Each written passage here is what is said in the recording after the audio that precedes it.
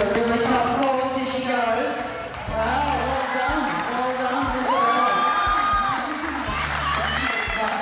done. This is hobby horsing. And yes, it's a real sport. It imitates all the equestrian sports on four-legged horses, but it's just a stick and a horse's head. There's a lot of adrenaline and you feel very free and you can do whatever you want when you're just jumping over. These girls are amazing. The sport originated in Finland and has taken off on TikTok, with thousands of riders showcasing their skills. That's where 12-year-old Adelaide first discovered it 2 years ago. She got really excited and started making her own hobby horses and setting up jumps all around the house.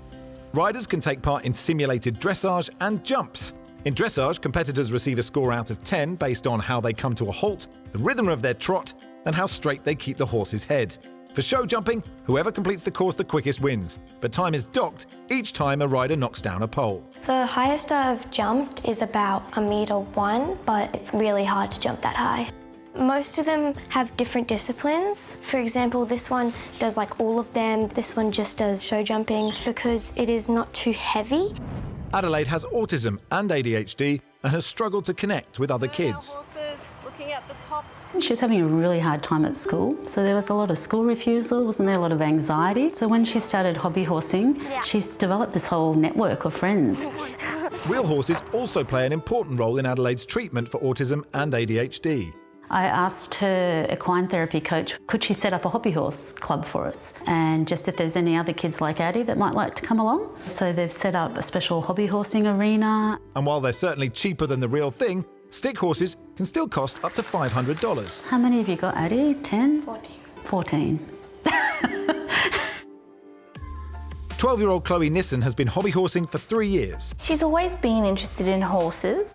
Chloe also discovered the trend on social media. And I was like, oh yeah, that looks cool, I want to do that. I enjoy jumping the most. Like Adelaide, Chloe is also skilled at making her own horses. I used to hand sew them, but that did take a lot of time until Mum introduced me to the sewing machine. I make all my bridles and my ear bonnets. That's amazing. Chloe does have ADHD. It just gives her amazing superpowers to achieve good things. And I suppose that's where her hyperfocus comes from with her hobby horsing. But there is one dark side to the sport, the online commentary. We know of an amazing young girl who lives on the Sunshine Coast. Because of the bullying she's experienced, she's given it up. I usually try not to tell people because it can be a bit embarrassing sometimes, but I only really tell people I'm very close to. I think people just really need to be mindful that words do hold power, because I'm an adult, I can handle that hate and move on from it. But young people don't have that resilience built up yet. So here, with your shoulder in, so horse is facing in. But the trolls aren't enough to turn Chloe or Adelaide off. To be able to find other people just as passionate about hobby horsing has done the world of good for Chloe. I've made a lot of friends. I feel like safe to ask them anything and no one really bullies you about it. I really enjoy how it connects me to the outside and it connects me with my friends. You can get so much exercise and it's really fun running around.